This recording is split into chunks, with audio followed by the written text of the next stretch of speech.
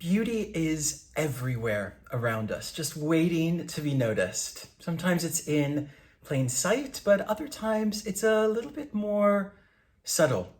And today I want to explore how we can train our eyes and our hearts to recognize the beauty in our everyday lives.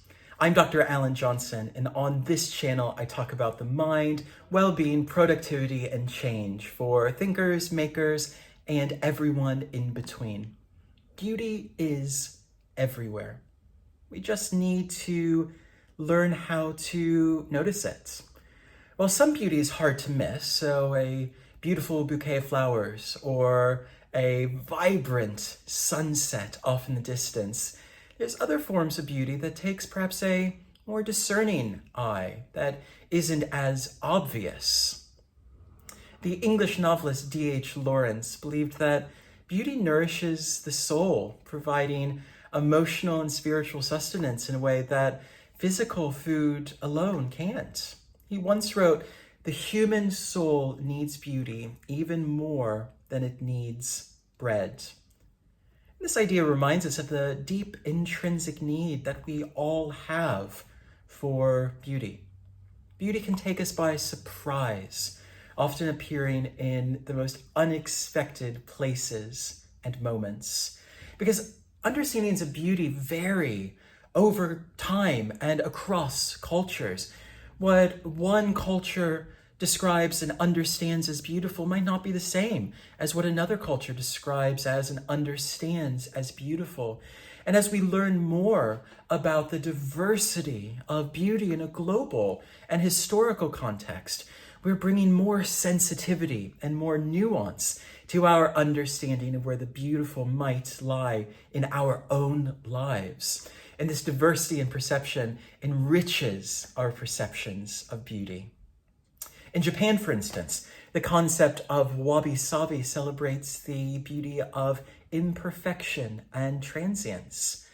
Whereas through a long part of Western history, beauty was associated with symmetry and with permanence.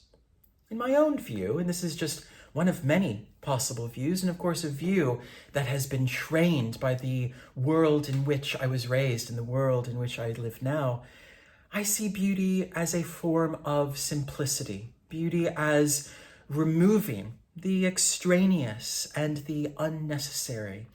Because by stripping away the excess, we can reveal an underlying elegance, a harmony that exists in the world around us. This was a concept expressed in the Bauhaus movement in Europe in the early 20th century, a movement of design and architecture which emphasized simplicity and functionality in design, showcasing that less can indeed be more. In the way that I understand it, clutter can get in the way of beauty, and minimalism and discernment can help us to make the beauty in our lives more apparent by clearing out the unnecessary items and focusing on what truly matters. We create space for the intrinsic beauty to begin to shine through. The spiritual teacher Marianne Williamson describes beauty as spiritual radiance. And in her definition, spiritual radiance refers to the inner light and beauty that emanates from something or someone who is connected to their true self and to their true purpose. And Williamson's perspective suggests that true beauty is not just about outward appearance, but also about the energy and the purpose that something radiates. I went to university in a city called Leeds in the north of England. And one of my favorite places in the city is near the train station, an underground tunnel where you can see the waterways built during the Victorian era, stretching far off into the distance, running underground through the city. And the elaborate brickwork and arches create this incredible sense of stillness, this incredible sense of awe when you go there. And that type of Victorian waterway is perhaps not what we immediately think of when we think of minimalism, but I think what struck me about the beauty of that place in the city was how it has continued to serve that purpose unchangingly and unremittently for well over 100 years. And it also offered a quiet respite from the busy city outside, being able to dip into a subterranean tunnel and hear the water rushing underground seemed to convey for me an almost overwhelming sense of beauty, an almost perfection of the individual moment.